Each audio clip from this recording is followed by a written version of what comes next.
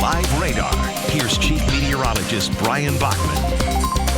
Well, a very good Tuesday evening to you, everyone. An improving Tuesday, certainly here across mid-Michigan. After the showery, cold, breezy start this morning, complete with cloudy skies, sun came roaring back this afternoon. Temperatures recovering nicely, mostly back into the 40s. So if you still have to get out and cast your vote this evening, the weather is not going to be getting in your way at all. Of course, remember, polls close at 8 p.m. tonight. So here's what you're in for weather-wise. Sunny skies through 6 and 7 p.m. with temps just leisurely easing their way back into the low 40s by about 7 p.m.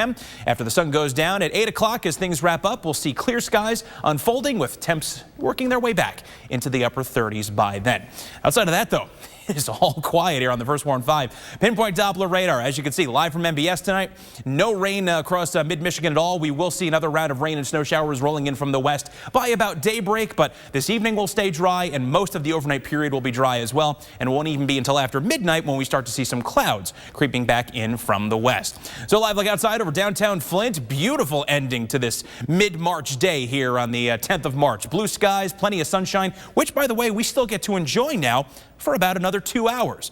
We lost that hour, of course, on Sunday due to daylight saving time, but giving us that extra hour of sun to our sunset time there certainly plays out nicely. 49 is the current temp in Flint, making a nice recovery with that returning sun, and even with the wind, it feels like 44. North wind coming in at about 12 miles per hour, but those winds will be subsiding at least during the course of this evening.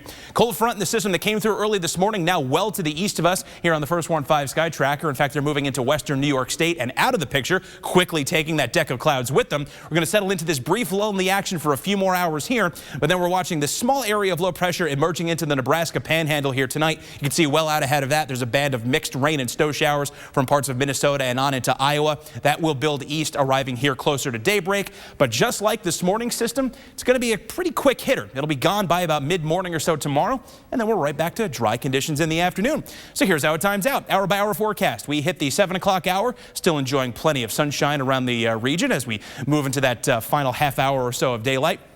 We hit 11 o'clock and we start to see some higher clouds rolling in from the west, but still largely clear conditions across the region through that time. By the time we inch closer to 6 a.m., we start to see a few scattered snow showers coming in with temperatures cold enough, mainly along M55, but I do think we will see a few more creeping in toward the Tri-Cities and I-75. If not by the morning commute, shortly thereafter by about 10 a.m., could be enough to put down a quick burst of snow and enough to maybe coat some grassy surfaces and certainly make for some wet roads between about mid to late morning. But then by lunchtime and 2 p.m., while we're left with mostly cloudy skies, any leftover rain and snow showers are gone, and we'll even poke a few holes in those clouds later tomorrow afternoon with dry conditions unfolding on into tomorrow night.